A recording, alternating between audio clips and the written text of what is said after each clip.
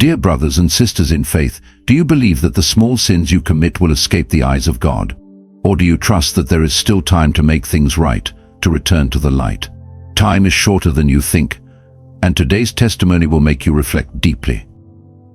A 15-year-old boy, led astray for the first time by bad friends, committed a sin that Jesus himself warned us to avoid, a seemingly small act, yet one that turned out to be his destiny. He died, was lifted up by the Lord, and witnessed terrifying events awaiting the world, along with haunting images of those who called themselves Christians but never truly belonged to him. Millions of souls are standing on the edge of the abyss without realizing it. If you are a Christian, especially a grown adult who takes children to church every Sunday, please take a few minutes to listen. Not to believe us blindly, but to seek answers in your own personal prayer. Before we begin the story, if you're feeling unsure or wrestling with questions, simply write "I'm reflecting" in the comments. Because God is not afraid of your questions, He only grieves when we stay silent in the face of warning. Eternal Bible Stories invites you to join our faith community by subscribing to the channel and leaving your name and city in the comments. We will lift your name before the Lord in prayer, walking together in faith through the days ahead. If this story touches your heart, please click the super thanks button, the heart icon below the video. Every gift you give is a candle that lights the way, helping us bring hope to thousands more. Let's open our hearts, learn from one another, and prepare for the days to come, for this mission is not only for you, but for all of humanity. Now we invite you to hear the story of this young man. My name is Ken. I'm 15 years old, living in a small town tucked beside the shore of Lake Superior. If you asked me what kind of person I was, I'd probably shake my head, not knowing what to say. I wasn't a troublemaker, but I wasn't exactly the quiet kid who sat still in class either. Some days I laughed and joked like life was simple, but other nights I lay in bed staring at the ceiling, feeling an emptiness inside me that I couldn't explain. Our town was so small that everyone knew each other, and nobody thought anything big could ever happen here. But it was right here that I came face to face with death. Sounds unbelievable, doesn't it? Maybe you'd think I'm making this up, or that I'm just a kid with too much imagination. But I swear to you, it's real. That day started like any other. I was hanging out with my 3 usual friends, the kind of kids who always dragged me into little mischiefs. They weren't bad kids, just the type who liked the thrill of bending the rules a little. This time, as we passed the town's only supermarket, one of them dared me, "Hey Ken, you got the guts to swipe a small bottle of liquor from in there? Just for fun. Nobody's gonna know." I hesitated. I knew it was wrong. But their teasing eyes made me feel like I'd be a coward if I said no. So I slipped inside, my heart pounding, and tucked a small bottle into my jacket. When I walked out, they burst into laughter, clapping me on the back like I'd done something epic. But deep down, I felt ashamed, like my mom was watching me from somewhere. After that, the group decided we should head to the lake to celebrate. We had a secret spot by the water we called the Hidden Sandbank, a place no adults ever came. Out there, it was just the waves, the open sky, and that feeling of freedom, like the whole world belonged to us. Before I left home, my mom held my hand a little longer than usual. She didn't say much, just looked me deep in the eyes and said, "Ken, be careful." I smiled and nodded it off, but thinking back, her eyes looked like they already knew something. Have you ever wondered if a mother's intuition is always right? I'm starting to believe it is. When we reached the lake, the water shimmered like glass, and a light breeze played with my hair. We dragged out the old boat, laughing and shouting, tossing the bottle of liquor around like a trophy. I jumped into the water, and the coolness washed away the last bit of guilt lingering in my heart. We swam, splashed, and yelled like the moment would last forever. I swam out a little farther, wanting to feel the thrill of being alone with the vastness of the lake. But then everything changed.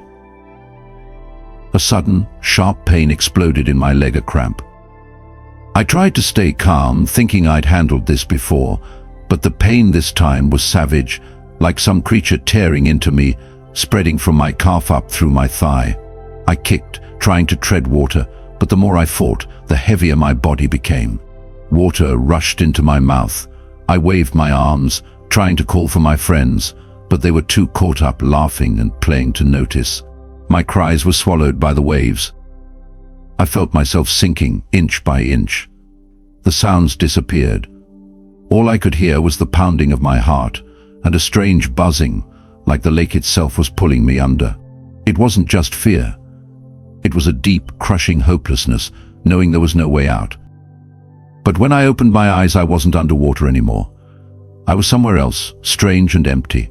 It wasn't a dream, but there was nothing to see, nothing to hear. Everything had dissolved into nothingness. No sadness, no peace, just an endless, vacant space. Time didn't seem to move. I felt like I wasn't Ken anymore, just a floating piece of something weightless, formless. If you asked me what I was thinking at that moment, I'd tell you honestly, nothing at all. Later, when I came back, I learned what had happened. My mom had screamed when I didn't surface. One of my friends jumped in to save me, but nearly got pulled under himself. Someone called the rescue team, and they arrived after what felt like an eternity. When they dragged me ashore, I wasn't breathing. My pulse was gone. My skin was cold as stone. One of the rescuers shook his head. The boy's gone. But my mother refused to believe it. She dropped to her knees beside me, holding my hand, and whispered the same prayer she said every night. Lord, I surrender my son into your hands. Please hold on to him. And then a miracle happened. I didn't wake up like in the movies, no sudden gasp, no dramatic opening of the eyes. Instead, I felt myself drifting, not rising into the sky, not falling into a deep abyss, but being gently pulled away from my body. It was a strange feeling, very real, but hard to name. As if some part of me, maybe my mind, maybe my soul, was slowly detaching from the material world I had once known so well. I could no longer feel gravity. I wasn't bound to my physical body anymore. All I knew was that I was letting go, floating without resistance, without panic, completely at peace. And then I saw myself. Down there, on the sandy shore, lay my body still and motionless. My eyes were half closed, lips slightly parted. My mother knelt beside me, her hand trembling as she held my cold one. A nurse was pressing down on my chest, trying to restart my heart, while another was preparing the defibrillator. There were ambulance sirens, people yelling, calling for help, but all of it sounded like it came from very far away, muffled as though heard through a thick, foggy pane of glass. Time, too, began to warp. A second stretched out like an hour, or hours passed by in the blink of an eye. The scene below faded. The sand, the lake, the faces of my loved ones, all of it dissolved into a hazy mist. The space around me began to shift. Then the sounds disappeared completely. I entered a realm where no sound existed. Not ordinary silence, but absolute silence. A silence so thick, I could feel it across every inch of whatever remained of me. It was a silence that felt alive, like a presence of its own, wrapping itself around me in complete stillness. Right after that, I saw a path. I wasn't sure whether I should even call it a path, because it wasn't made of earth or stone, and it didn't look like a hallway either. It was a stream of light, clear as crystal, glowing from within itself. No light shone on it from outside. It radiated from its very essence, as if the light itself were a living being. I didn't walk on that path. I floated into it gently, as if being lifted by warm water. There was no forceful motion, just a smooth, slow glide, like I was being carried along a river of light. But the strange thing was, I wasn't afraid. On the contrary, I felt more peaceful than I ever had in my life. It was as if I had once belonged there, as if that place had been waiting for me for a long, long time. I could clearly sense that this place was alive. Not alive in the way the earthly world is alive, but alive with a conscious presence. The very air there seemed to carry a will of its own. I had the feeling that someone was watching over me, loving me, waiting to welcome me home. I don't know how long I had been on that path. There was no time there, no day or night, only a gentle, eternal movement. As though space itself was guiding me to a distant place I didn't need to question or understand. I just needed to trust and let myself be carried by the light. The path didn't speak, but I understood it. It didn't take me too quickly, And it didn't go too slow. It carried me exactly as it should, like it knew precisely what I needed in order to go on. And I began to realize, within that sacred silence, within that transparent light, that something was waiting for me up ahead, and I was ready to keep going. Not because I knew what was waiting, but because I felt with all of my soul that this was where I belonged. The stream of light enveloped me, its countless specks dancing like stars in a gentle current, each one humming with a life I could not comprehend. I floated within it, weightless, my heart still racing from the journey that had brought me here. Then something extraordinary began to unfold. The particles of light, thousands, perhaps millions, started to swirl, not chaotically, but with a rhythm that felt alive, as if orchestrated by an unseen hand. It was as though the universe itself was breathing, drawing me into its sacred pulse. This light did not blind me. Instead, it softened my racing pulse, cradling me in a warmth that felt like the embrace of a long-lost home. Every speck seemed to whisper, not with words, but with a tenderness that seeped into my bones. I felt no fear, only a peace so profound it made my 15-year-old soul tremble with wonder. The air around me shimmered, and I sensed a presence approaching, holy, infinite, and impossibly near. And then he appeared, not as the paintings in my Sunday school books, with flowing robes or a golden halo. No, the Lord was light itself, molded into a form that radiated both power and gentleness, as if the stars had woven themselves into a being who could see, feel, and love. His presence was a symphony of light, each ray pulsing with colors no earthly eye could name: gold deeper than the sun, blue softer than the dawn, and white purer than snow. I stood in awe, my breath caught, knowing I was before the Creator of all things. I could not discern his face, yet I felt his gaze pierce through me, not with judgment, but with a knowing so complete it unraveled every secret of my soul. My heart, my fears, my fleeting thoughts, they were all laid bare, yet I felt no shame. His eyes, though unseen, were like twin oceans of compassion, reflecting my entire existence back to me. I didn't see him with my eyes, I knew him with my being, as if my soul had always recognized its maker. In his presence, time dissolved, and I was both a boy and something eternal, held in the gaze of the divine. I stood still, not out of fear, but because moving felt like it might shatter the holiness of this moment. A longing swelled within me, not to speak, but to kneel, to surrender to the overwhelming beauty before me. His light wrapped around me like a cloak woven from the breath of angels, making me feel seen, known, and cherished beyond measure. The Lord was not distant or stern, he was near, his presence a melody that sang of love without end. I had never felt so accepted, so utterly wanted, as I did in that sacred instant. I never spoke his name, nor did I need to ask who he was. My soul knew, with a certainty deeper than thought, that this was the Lord, not from sermons or scriptures, but from a truth that burned within me. He was the one who spun galaxies into being, who carved mountains and breathed life into the dust. Yet here he stood, radiant and real, his light touching me, a boy who had stolen, doubted, and stumbled, as if I were his most precious creation.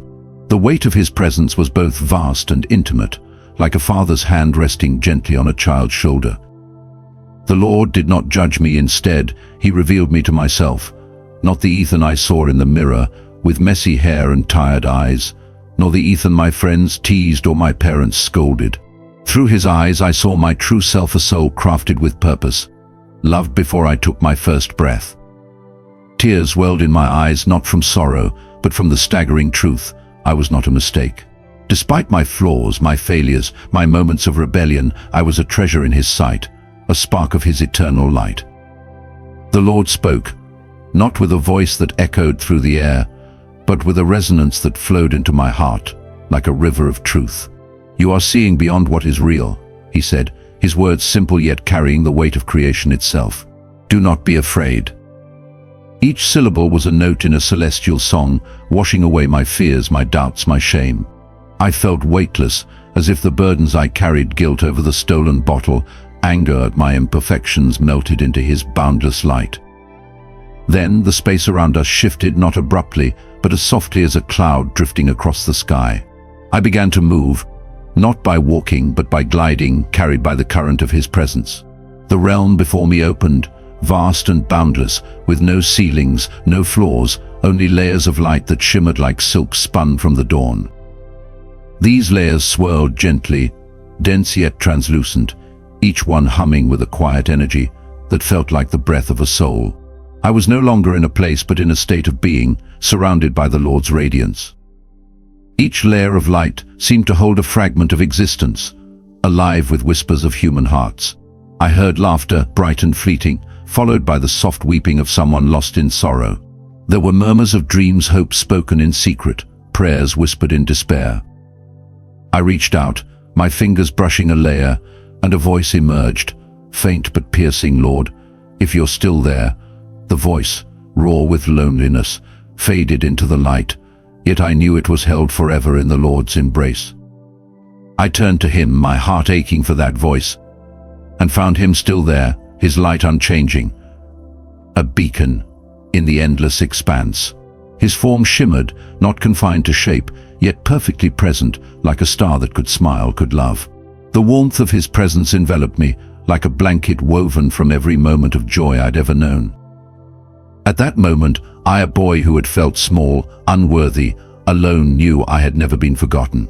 I belonged to him, and he was the source of all beauty, all truth, all love. The Lord's light pulsed gently, as if inviting me to linger in his presence, to drink in the glory of his being. I wanted to stay forever, to lose myself in the radiance that made every earthly beauty seem but a shadow. His love was a melody that played in my soul, a promise that no darkness could ever extinguish. As the layers of light continued to swirl, I felt a shift, a gentle pull toward the next part of my journey. But the Lord's presence remained, a radiant assurance that he would be with me, always. The warm light of Jesus still surrounded me, like invisible arms soothing every fear. My heart trembled with pure love, as if for the first time I truly understood what it meant to be loved without needing to earn it. But then, the space around me suddenly darkened, as if an invisible hand had extinguished all sources of light. A cold, cutting wind blew through, carrying with it the acrid stench of burning wood mixed with damp earth.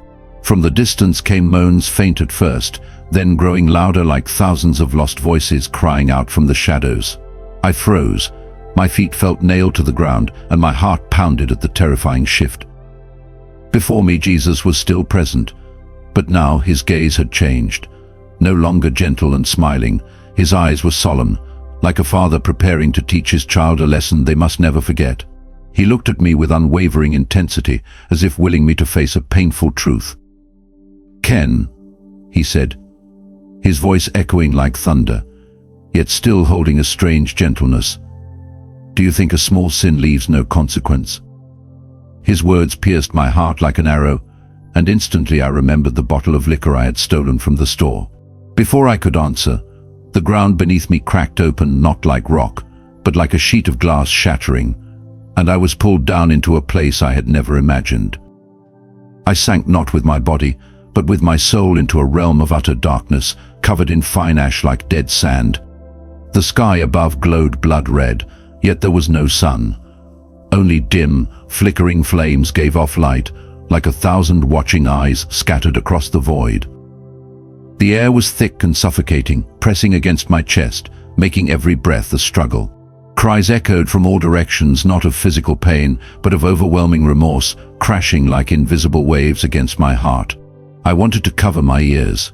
I wanted to run, but the ash clung to my feet, swallowing them whole, holding me captive in place. Out of the shadows I saw figures staggering. Their faces were blurred, like paintings weathered by time. They clutched their chests, whispering things that made my skin crawl. Just once. I didn't think it mattered. I just wanted to have a little fun. One woman, her voice trembling, repeated over and over, "I only lied to avoid conflict. It wasn't a big deal." Those words felt like knives piercing me, because I knew I had once thought the same when I slipped that bottle of liquor into my coat.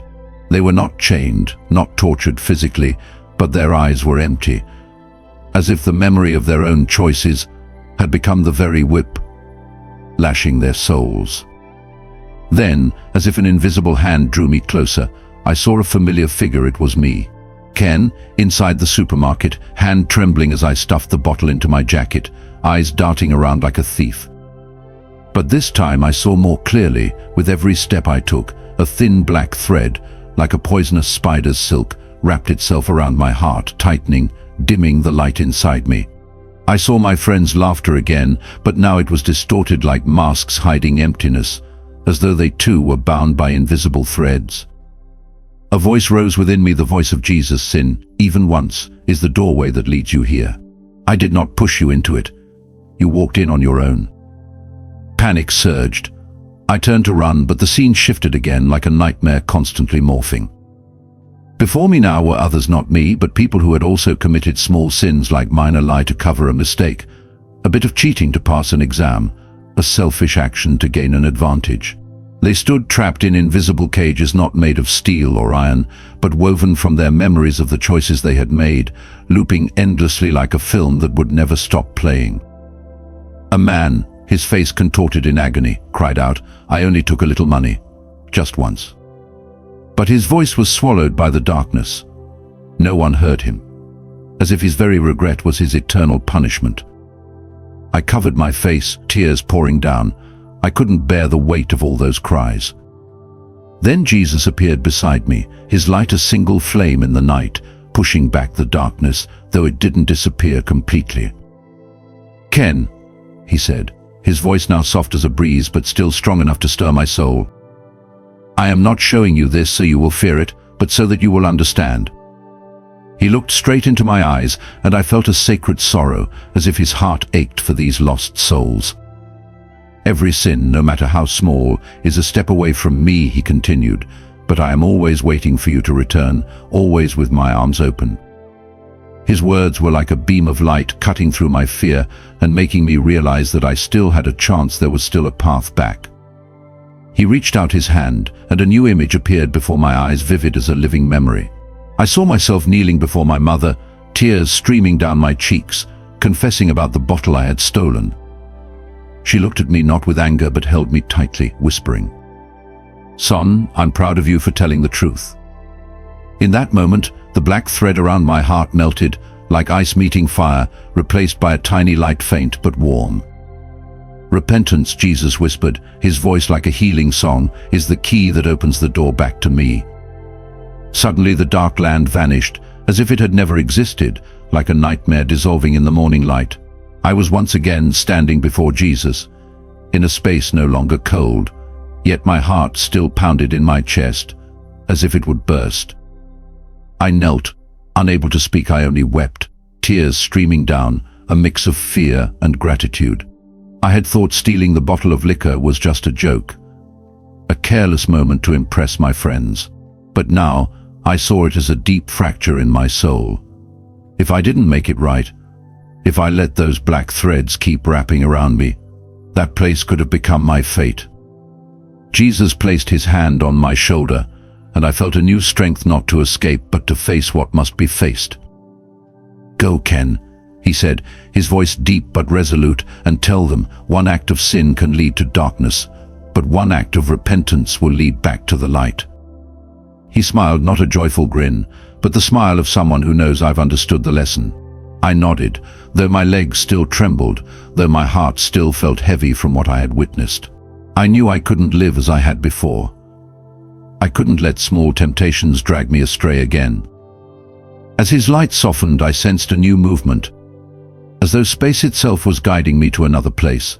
The vision of hell remained etched in my mind, but the words of Jesus were now a lamp unto my path. My mission was now clearer, not just to recount what I had seen, but to live in a way that no thread of darkness could ever bind my heart again. I took a deep breath, bracing for what was to come, knowing this journey was not yet over. But this time I carried a new resolve, the resolve to keep the light within me, forever. I realized I was walking through time not like a clock, but as if I were moving across the heart of humanity. "Ken," a voice spoke, not from afar, but from within my chest. Jesus was still there, not standing beside me, but fully present. He reached out his hand, not to point, yet I followed his gaze and saw the most wondrous thing. Threads of light appeared throughout the space, dancing, intertwining, vibrating like harp strings in the wind. Some were thin as silk, others thick and brilliant like swirling rainbows. Each thread radiated its own light, with its own color and rhythm: gold for peace, purple for sorrow, red for passion, blue for hope. They weren't still, they seemed to breathe, to pulse, to live. "These are prayers, Ken," he said. "Every prayer has a shape." I didn't know how to respond. Each thread was a prayer. I didn't just see them, I felt them, as though their emotions were soaking into me. A pale blue thread, like smoke, drifted across my face. I saw a man curled up on a bench, shivering in the cold, holding a piece of bread in his hands, his eyes quietly gazing into the night sky. But his prayer still lived. I could feel the sharp pain of his loneliness, but also a fragile thread of hope. The feeling in that strand made me want to cry. Then I noticed some threads that seemed to have died. I didn't know what to call them, but they were faded, broken halfway, like scorch marks on silk paper. They still remained, but silently, without a pulse. I shuddered when I touched one of them and felt resignation. Someone had once pleaded, "Please save me," just once, and then fell silent, closing their heart. Not because they were forgotten, but because they no longer dared to hope. Jesus whispered, a whisper that seeped into my very bones. It's not that God didn't care, but that the one who prayed gave up. I turned to him, and my heart ached.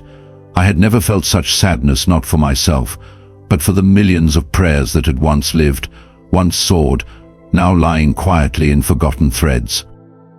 "Lord," I whispered, "can they still be heard?"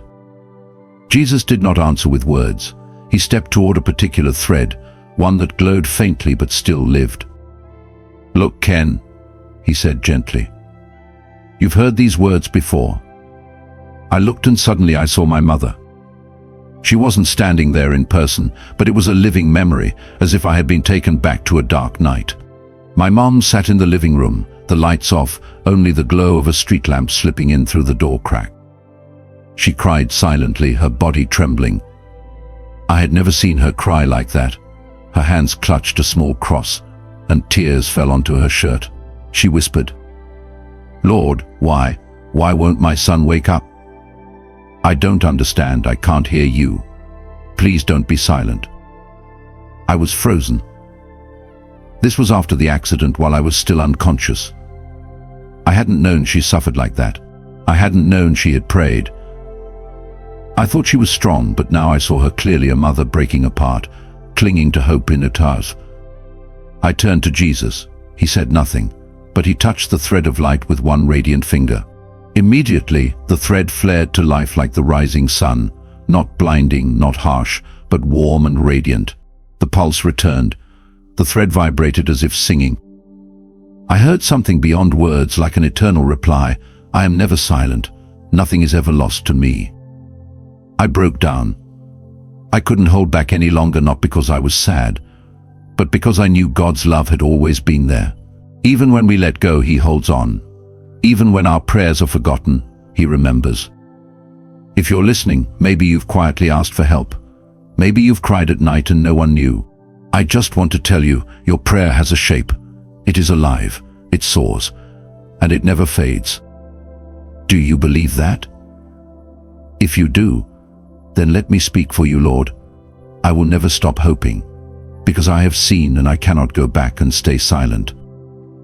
The threads of prayer still shimmered in my memory, their delicate strands weaving a tapestry of human longing. But as I lingered in their glow, a gentle pull stirred within me, like a tide drawing me to an unseen shore. The light around me shifted, flowing like water kissed by dawn, both radiant and fluid. I felt no need to move my feet. Space itself invited me forward, carrying me into a new vision. I found myself standing in a field, but it was no earthly meadow of grass and wildflowers.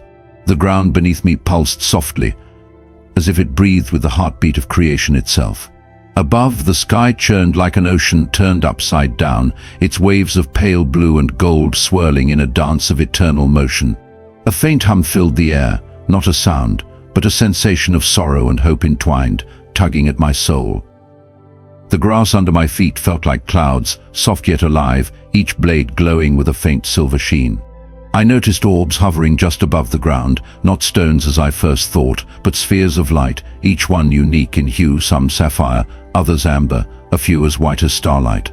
They drifted slowly, like lanterns lost in a dream, their gentle radiance casting soft shadows on the breathing earth. Each orb emitted a melody, faint but piercing, as if the wind itself was singing through ancient trees. Some hummed with the rustle of leaves, others wept in stifled sobs that made my chest ache. As I looked closer, I saw names etched on their surfaces, glowing faintly like embers struggling to stay alight. The names were unfamiliar, yet each one felt like a story I should have known, a life that had once burned brightly. Jesus stood beside me, his presence a quiet anchor in this sea of light and sorrow. His eyes, tender as a father's, shimmered with a love that seemed to hold the weight of every soul in the field. He gazed at the orbs, his face radiant yet etched with a grief that made my heart tremble. I could feel his compassion, a warmth that enveloped me even in this place of unfinished dreams. He spoke, his voice soft as a whisper yet piercing as a bell.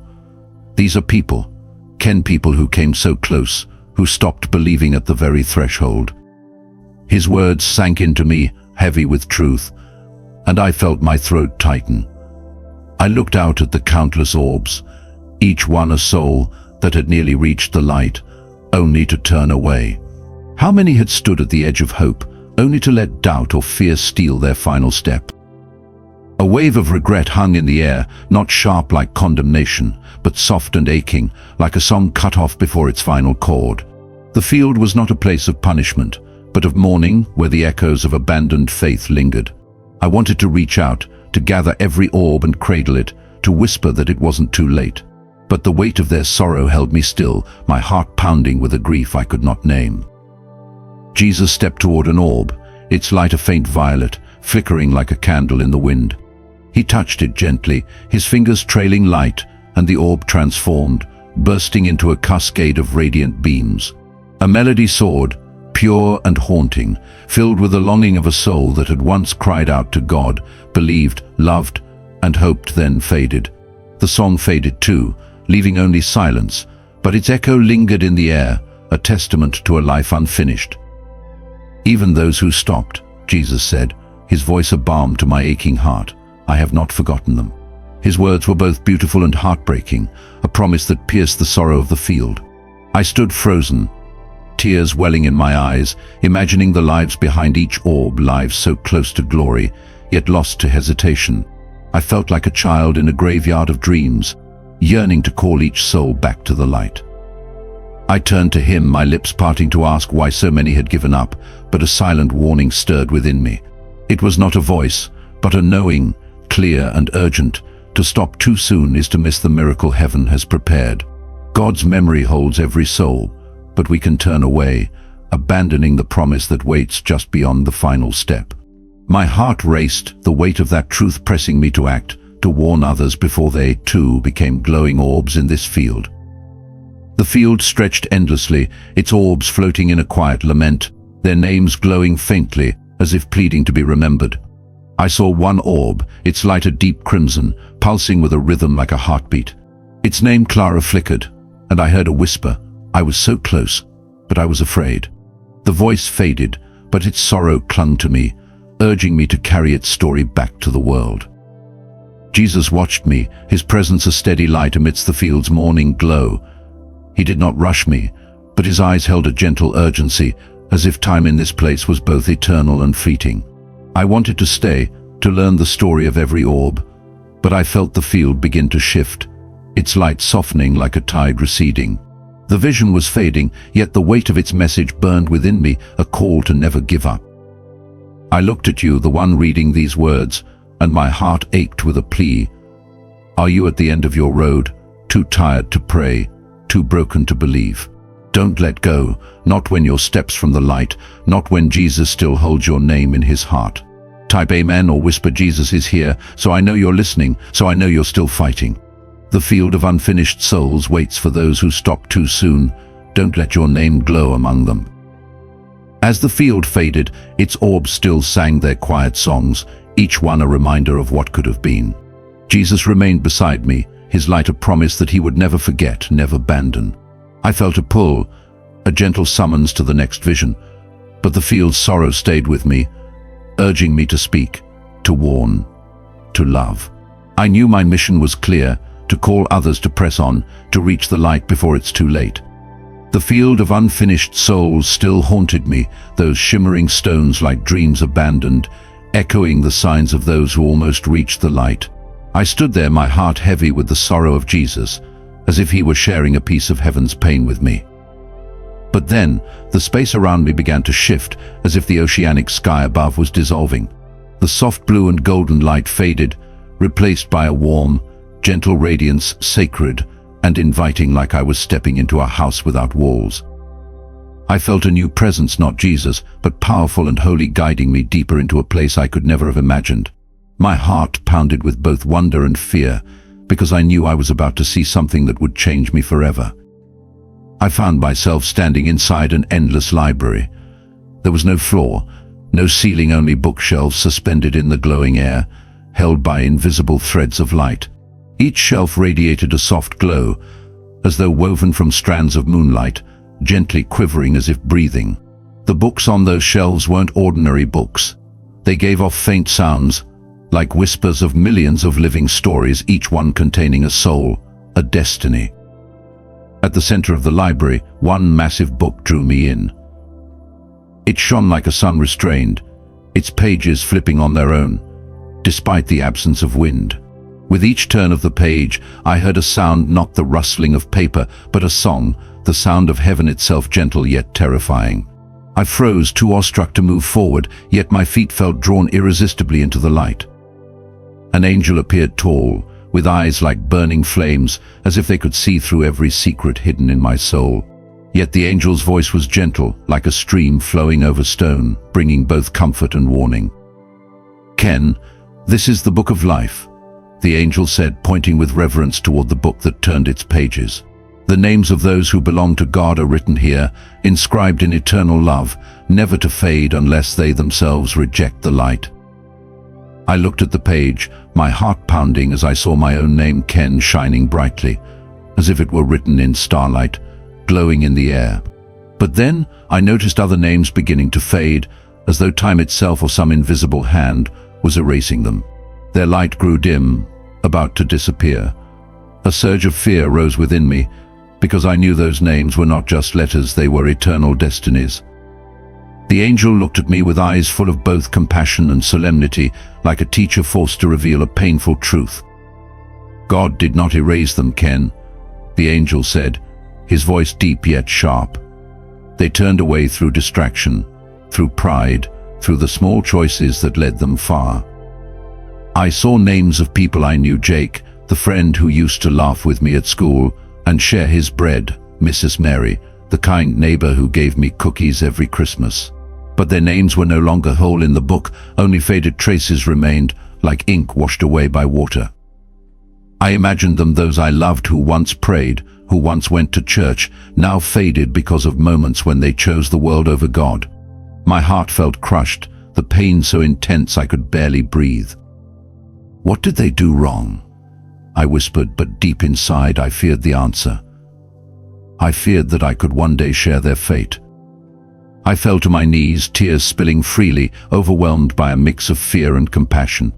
"Lord, please give them another chance," I cried out, my voice trembling, echoing in the silence of the heavenly library.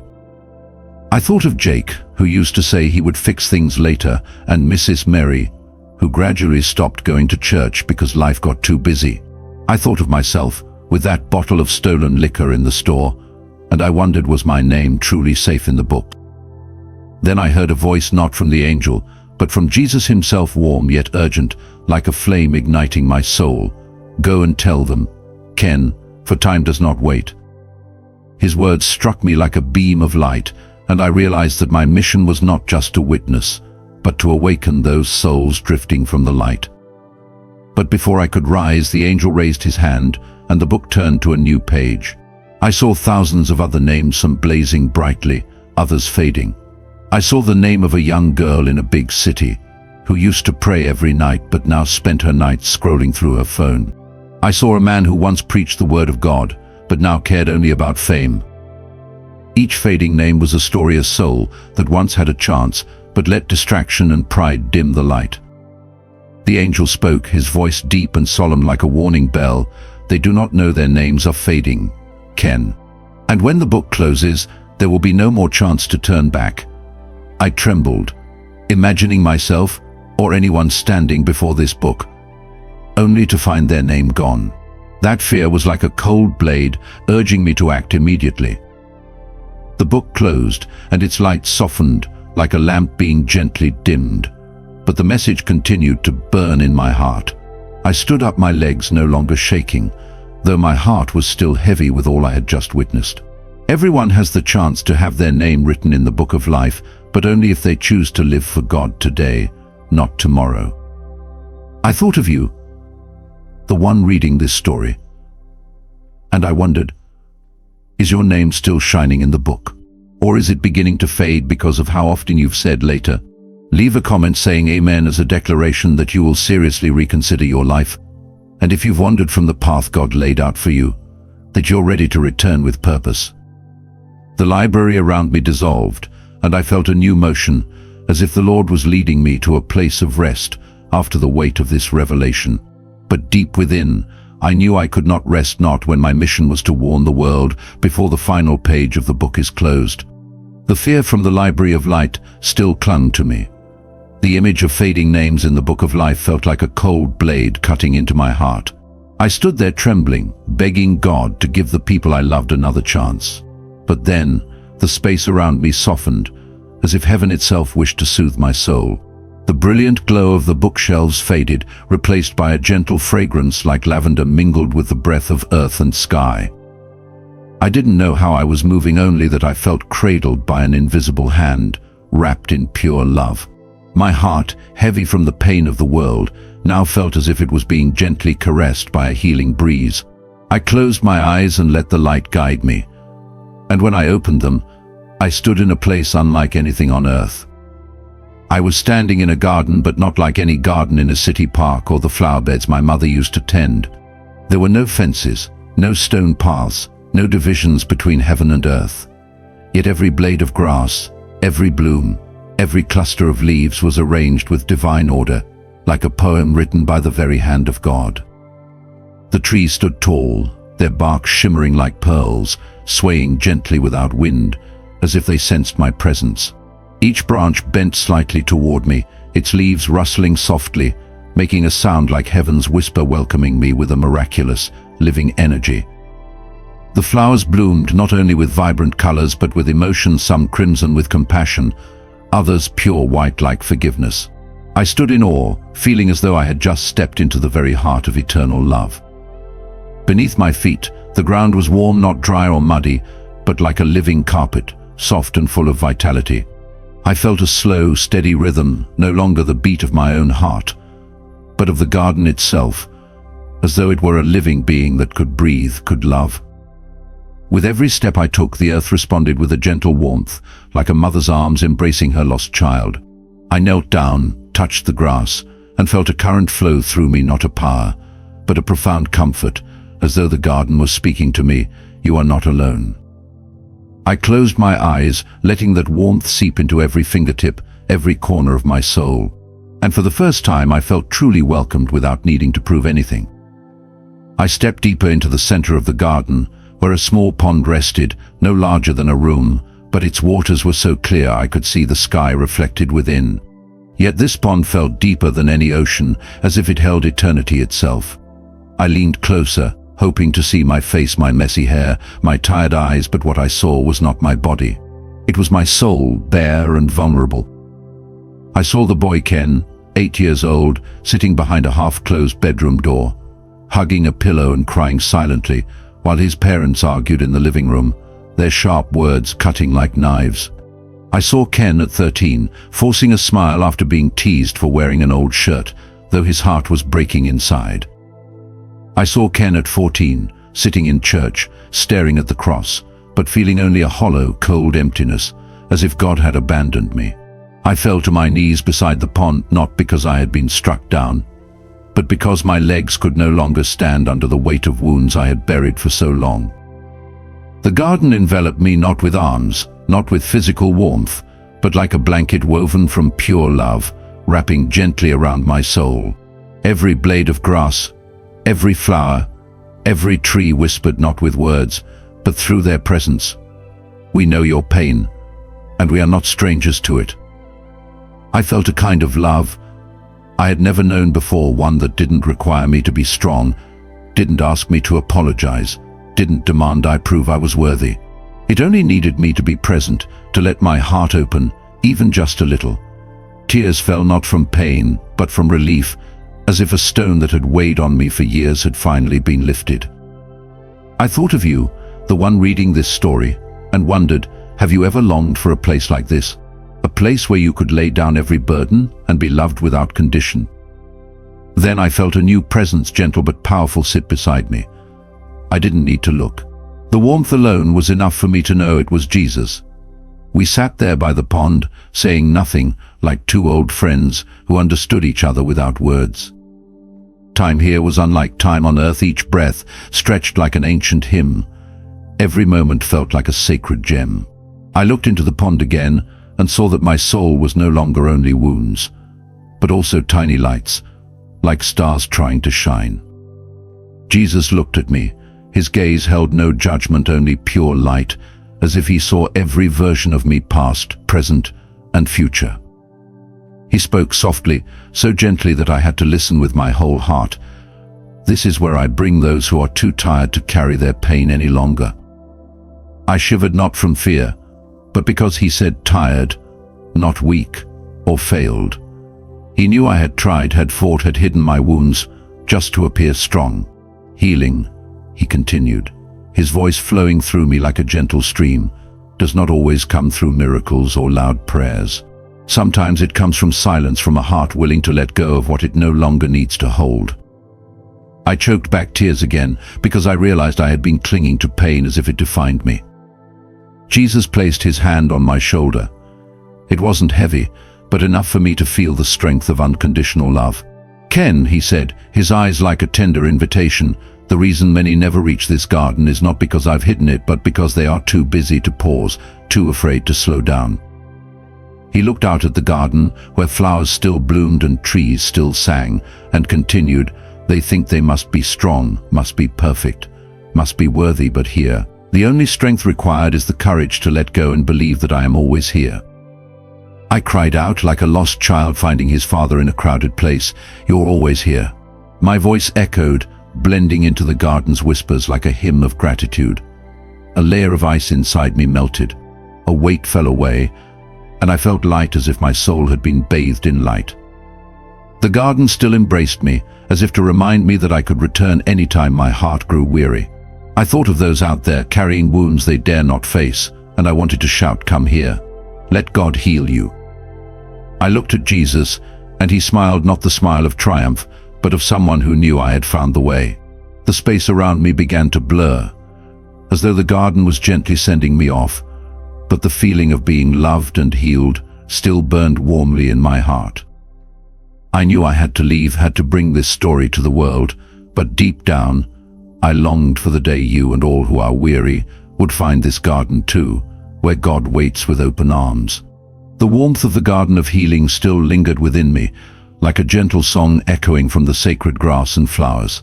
I was still immersed in unconditional love. My heart, light after wounds, had been touched with grace, when a sudden and violent force yanked me out of us. The space around me contracted, as if heaven were folding itself up, and the radiant light of the garden faded, replaced by a thick darkness, cold and heavy as stone. A gust of wind howled, not a natural wind, but more like the sighs of thousands of lost souls, carrying with it the acrid smell of ash and despair. I felt my heart pounding, my chest tightening, and I knew I was being led to a place more terrifying than any vision I had seen before. The whispers of the garden faded. Only a distant sound remained, like stone shattering under the pressure of an invisible storm. I found myself standing on a jagged cliff edge, its sharp rim jutting into a pitch-black void. Below me stretched a blazing red sea of fire that reached to the ends of the horizon, not fire that burned the skin, but a searing light, as if millions of regrets were erupting at once, each spark of a confession never heard. The lake of fire was not still, it churned, groaned like waves crashing into rock, and the heat rose against my face though it never touched my body. Across its surface, faint glowing shapes moved like sunken ships, but as I looked closer, I realized they were souls, drifting in a storm of remorse. The sky above held no stars, only a dark red-black mass, as if blood and ash had mixed together, pressing down on everything below. I stood there, legs trembling, hands gripping the cliff edge, terrified I would fall and become one with that burning sea. My breath was heavy, as if the dense air itself was choking me. In the fire, the souls floated, their faces distorted like paintings melted by flame, their eyes empty but glowing with a pain beyond description. They repeated words I had once heard in the world above: "I'll do it later. I don't need God, I'm too busy," each phrase like a dagger driven into their own souls. A woman, her hair disheveled, screamed I meant to pray, but then I forgot. A man, his voice hoarse, whispered, "I thought I had time to make things right." Their words weren't just words, they were like invisible cords, wrapping around them, pulling them deeper into the lake of fire. Their cries echoed, not from physical burning, but from a piercing realization, as sharp as a blade slicing through time. I shuddered. I wanted to cover my ears, but the sound didn't come from outside, it came from within me, as if I were sharing in their pain. I looked closer, and my heart nearly stopped when I recognized a familiar soul, not a friend or loved one, but someone I had only briefly encountered, a cashier at the supermarket where I had stolen that bottle of liquor. He stood there, his face blurred, his eyes glowing with sorrow, looking up at me as though pleading for something impossible. "Just once," he whispered, his voice fading like a dying breeze. "I only needed one more chance to go back, to live differently." His bony fingers reached upward, but an invisible wall, cold as ice, separated us. No matter how hard he pounded, it would not yield. I wanted to scream, to pull him out, but my feet were rooted to the cliff, and fear surged inside me as I wondered, had I ever delayed like him? Had I nearly fallen into this place myself? The heat from the lake of fire blew harder, as if to remind me that this place does not forgive procrastination. Suddenly a voice rang out, not from the lake, but from deep within my soul. It was the voice of Jesus, deep, tender, and full of mercy, the only light in the darkness. "This is not a place I created to punish, Ken," he said, every word like a drop of water soothing the searing heat. "This is the place people choose when they turn away from my light, when they delay until time has closed." His words made me tremble, because I understood the terrifying truth. These souls were not pushed into this place by God, they stepped into it themselves, one later, at a time. I looked down at the lake and saw another soul, a young woman, her face twisted in anguish, repeating, "I meant to go to church, but work was too busy." She struggled to rise, but the lake of fire dragged her down, as if regret itself was a gravity no soul could resist. I knelt on the edge of the cliff, tears pouring down as pain tore through my heart. "Lord, why can't they see your light?" I cried out, my voice trembling, merging with the groans of the lake of fire. I thought of all the times I had delayed, choosing not to pray because I was tired, not apologizing because I was proud, and the fear that I could have ended up here made it hard to breathe. Another soul appeared. Its face was blurred, but its eyes were sharp as blades, staring straight into me, as if it could read my thoughts. "You still have a chance," the soul whispered, its voice dry and brittle like cracking leaves. "Don't be like me. Don't wait for tomorrow." That sentence struck my heart like a hammer. I covered my face and sobbed uncontrollably for all that I had seen. Then Jesus' voice echoed again, gentle but urgent, "Go and warn them. Ken, before this lake of fire is all that remains." I looked down at the flames once more, and this time I didn't just see the souls, I saw their memories, flickering like burning tapestries. I saw a woman who had declined a church invitation to watch a movie. I saw a man who kept putting off saying sorry to his wife, thinking there would always be more time. Each memory was like a thread, not binding them in place, but anchoring them to regret, keeping them from escaping. One soul, a young student, screamed I was going to read the Bible, but the game was more fun. His voice vanished into the fire, but his eyes locked on mine, warning me not to repeat his mistake. I trembled. The cliff beneath me began to shake, as if even the ground mourned for these souls. I wanted to run. I wanted to forget. But their twisted faces, their unanswered cries, they were etched into my mind like a scar that would never fade. The voice of Jesus stirred again within me like a holy flame. It didn't burn, but it ignited purpose. They chose delay, Ken, he said, his voice sorrowful, but firm. But you can help others choose the light, today. I nodded, even as tears continued to fall, even as my legs shook on the cold cliff. The lake of fire faded. The darkness receded. And I felt myself rising, lifted from that terrible place. Yet the faces of the souls, their pain, their late cries for mercy remained within me, like a sacred warning. I understood then that every small decision, whether to pray, to love, or to ignore, leads to an eternal end. My mission was clearer than ever. I must speak. I must warn, before it's too late. The space around me began to glow, as though the Lord was leading me to a new vision. But the echoes from the lake of fire still rang in my spirit, urging me never forget. In the next moment, he didn't speak, he simply reached out his hand. That hand did not force, it only invited. I did not hesitate to take it. My whole body felt as though it was being lifted into the air, but not into the sky as people often imagine. Instead, I entered a strange dimension where time no longer bound me. I looked down and saw Earth, but not the blue planet from textbooks. It resembled a giant heart, beating, contracting and expanding, radiating light from its invisible movements, choices, prayers, surrender, and silent sobs. Each nation, each city appeared like a cell, and the light from them pulsed through the living body. I held my breath. You are seeing the life of the earth, Jesus whispered, but not its physical life. This is the shared soul of humanity. I began to see radiant places, spots of light shimmering like stars in the sky. There were large cities glowing brightly, even though in reality they were chaotic and cold.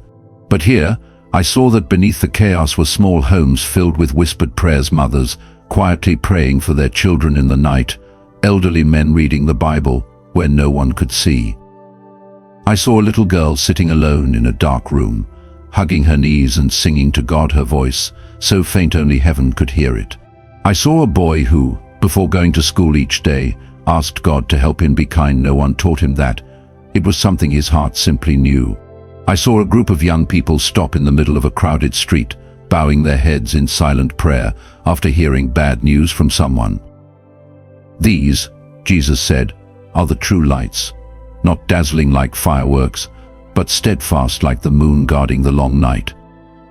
But then I began to see places where the light was fading.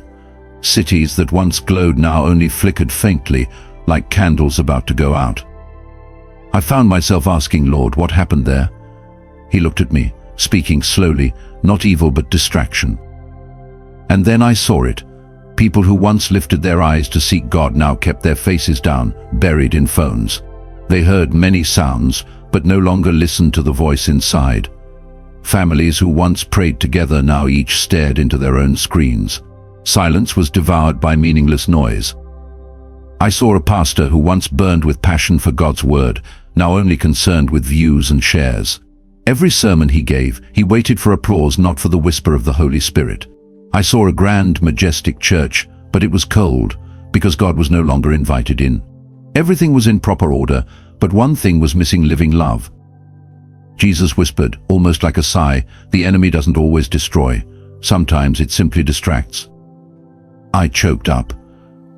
I knew that feeling, the feeling of running, striving, doing many things in the name of service, yet still feeling empty inside.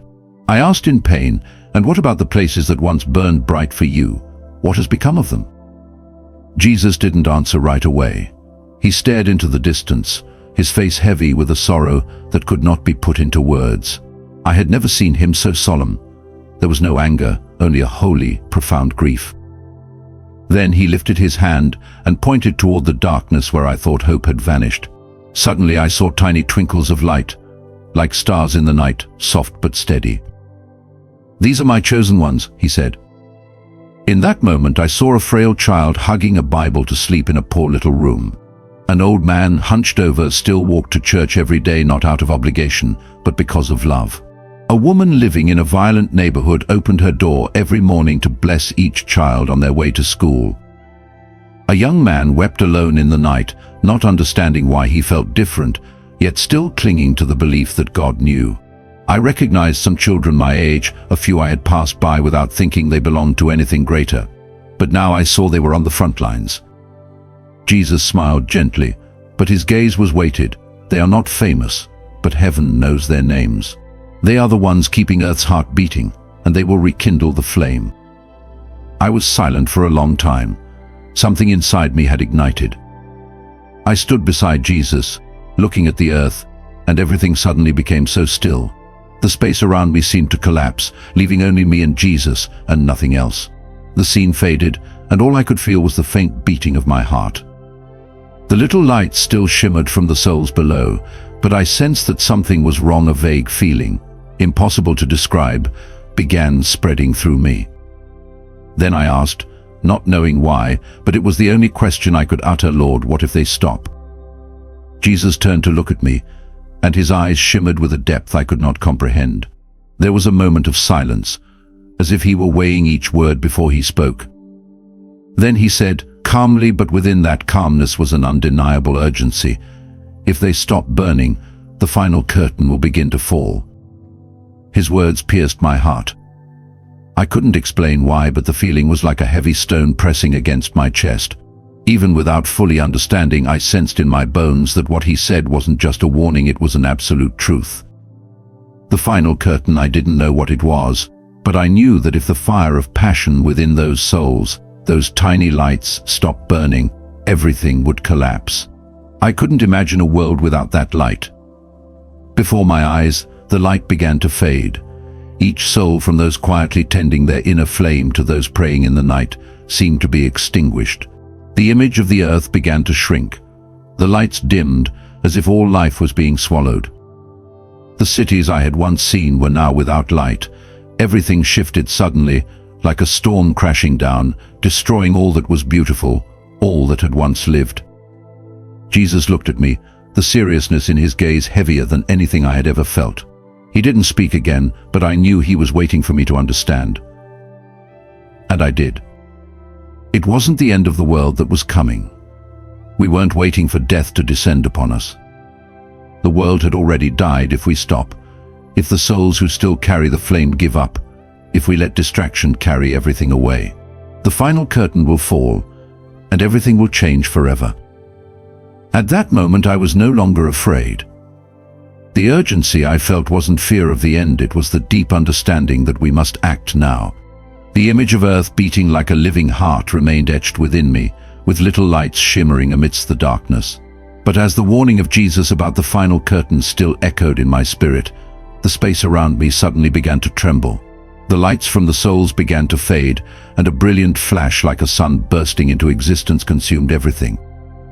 I felt myself being lifted, not by my body, but by my soul, as if time itself were melting away.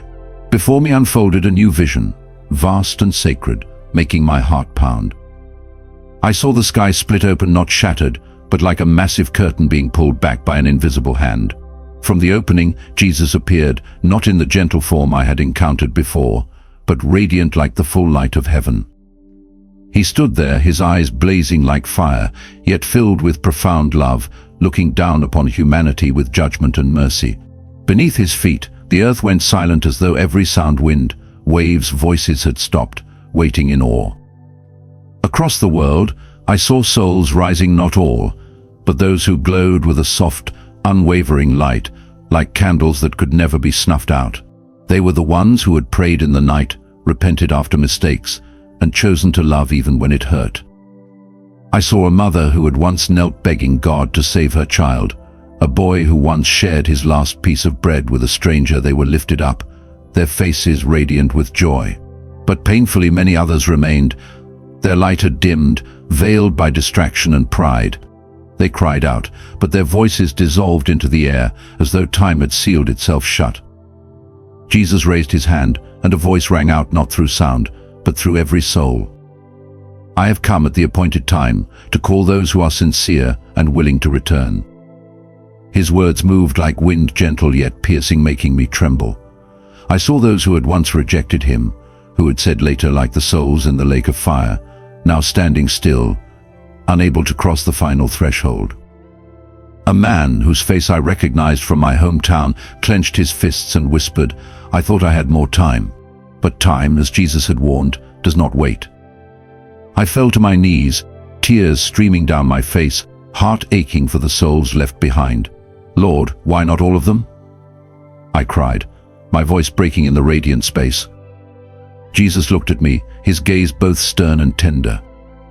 "I reject no one, Ken, but they have chosen their path."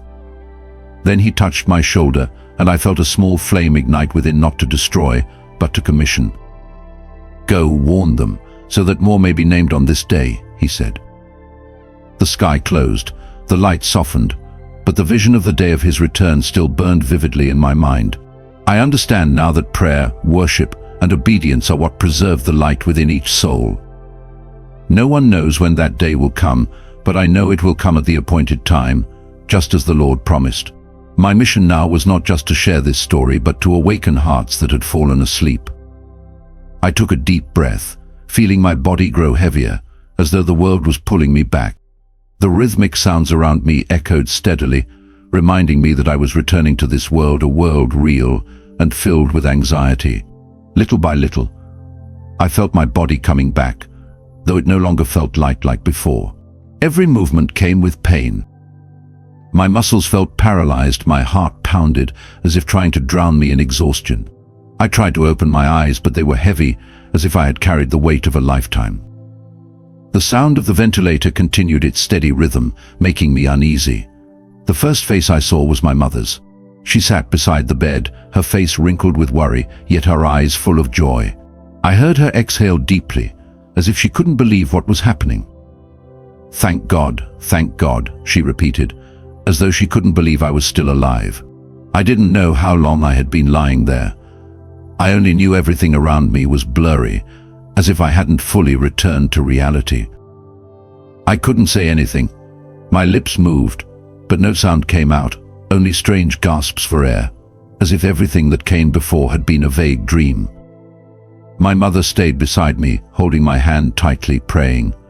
I could only look out the window, where faint light filtered through the curtains. A sense of peace wrapped around me, but there was also a strange kind of pain, as if I no longer fully belonged to Farisa. Then, after a while, I felt something change in my body, a stirring from within, an awakening. My heart was full of mixed emotions, but when I opened my mouth, the first words I uttered were, "It's moving." I didn't know why I said it, but that was the first feeling, as if something important had begun to shift. My mother looked at me, confused. She leaned in and whispered, "What did you say, Ken?" She didn't understand. The people around me didn't understand either, but I felt clearly that something had started. More and more, I felt the storm within me quiet down. Part of me still couldn't believe what had happened, but another part knew I had a responsibility to share this story. I didn't know where to begin, but I knew I had to tell it all, no matter how difficult. When I started to speak, my words caught in my throat, as though language could never capture what I had experienced. I tried to describe the miraculous feeling of standing near Jesus, the sensation of seeing rays of light in the darkness, but I couldn't find a way to convey the truth in my heart. Word by word, I found myself searching through an ocean, trying to find the right words to describe what words and sound a wondrous and terrifying experience. After a while, I paused and looked around. I saw several people in the room watching me closely. Some had wide eyes, others shook their heads in disbelief, but there were also those who couldn't hide their tears, looking at me with deeply moved expressions. Their emotions were unmistakable, as if they were experiencing something I didn't fully understand. They said they, too, had strange dreams and unexplainable feelings. Some even claimed they sensed that something was changing in the air, though they couldn't put it into words. I realized I was not alone. My heart filled with hope when I understood that out there others existed, others who had seen, who had heard, and who also carried the fire within. Tiny sparks, hidden in the darkness, still remained, still shone. Not just me, but all of us, together keeping the flame alive. After everything, the world around me seemed like an entirely different place. I no longer saw things the same way. When I entered a room, it wasn't just sound that filled my ears. I could feel every wave of air, the unspoken emotions, the wounded souls, the people who felt invisible, and those teetering on the edge of giving up. It wasn't what I heard, but a deep understanding within me, as if a part of God remained in me, allowing me to see and sense things others could not. Sometimes I felt I could see pain in someone's eyes or sense loneliness from a simple handshake. Everything became alive in a different way. I no longer needed to ask people questions. I had learned to look into the very essence of who they were and understand what they were feeling. I couldn't explain everything that was happening to me, but I knew the light within me had changed me forever. It had opened another door, allowing me to see what I had never noticed before. I wasn't seeking attention. In fact, I didn't want to be the center of attention at all. I didn't think I was special. Deep down, there was only one truth. I was just a matchstick, a tiny spark in the great fire God is lighting in this generation. I am not the great fire, but I am a small part of it, and I have no right to refuse this mission. But there are still moments when I feel a struggle within myself. I realize that when I get caught up in the noise of life, phones, games, social media, the light inside me seems to dim. It feels like a lamp being covered by a thick layer of dust. Distractions dull the deep connection I once felt. This is the battle I face every day, and sometimes I feel weak, unable to keep that light shining. But I know that if I want to keep the flame alive, I must be persistent. I have to stay connected to God through prayer, through reading the Bible, and through the quiet moments I give to Him. Even when the world outside is loud, even when I feel lost, I know I cannot give up. I understand now that my mission is not just to tell my story, but to help others feel the calling that has always been within them, a calling they may not have recognized, but one I can help them find. In the end, this is not just my story. This is not only a personal experience I've walked through, but a clear warning for all of us. Every person, no matter where they are or who they are, can see themselves in this story. We are living in a world full of distractions, with noise, pressure, demands, and things constantly pulling us away from what matters most: God, His love, and His presence in our lives. But it is precisely when we neglect that presence that urgency begins. And when we fail to act, what we risk losing cannot be measured. I want to emphasize once more the core truths I've discovered through this journey, truths I now feel more clearly than ever. God's love is infinite. He is always ready to embrace us without exception, without condition. However, in this distracted world, we are easily swept away and disconnected from Him. We lose the ability to see Him in the smallest details of life, in gentle glances, in forgiveness, in acts of love. This distraction is the true danger. It not only causes us to lose our relationship with God, but also leads us astray, unable to recognize the mission He has placed within each of our hearts. And through it all, I've come to recognize a tremendous power, the power of prayer. Prayer is not just hurried words, but a deep connection with God. When we pray, we're not merely asking for something, we're opening our hearts to listen, to recognize His presence in every moment. It is an invisible power, yet one that can change everything. When we pray with a sincere heart, we keep the flame within us alive, we prevent it from going out. And finally, the most important thing I want to share is the meaning of every individual's role in keeping the flame alive. Each one of us, no matter how small or insignificant we may feel, can be part of the divine fire that God is igniting. You may not be the great flame, but if you keep your flame burning, it will spread, and no one can truly know how far its impact will reach. Ken's letter has come to an end, and we want to offer a few heartfelt words to our beloved audience. Don't let this story be just another tale you hear and forget. Reflect on it, share this message with those around you, but above all, respond to the call of God in your life. Open your heart, love boldly, and live each day as if you are carrying a sacred flame within you. This journey does not end here. It is only the beginning. I cannot promise that everything will be easy, but I can assure you that if you choose to live with the light inside you, if you choose to pray, if you pray, choose to love, you will never walk alone. The days of darkness are not just about loss or punishment. They are an opportunity for us to be cleansed, to step into a new world filled with unity, love, and a clear awareness of our spiritual purpose.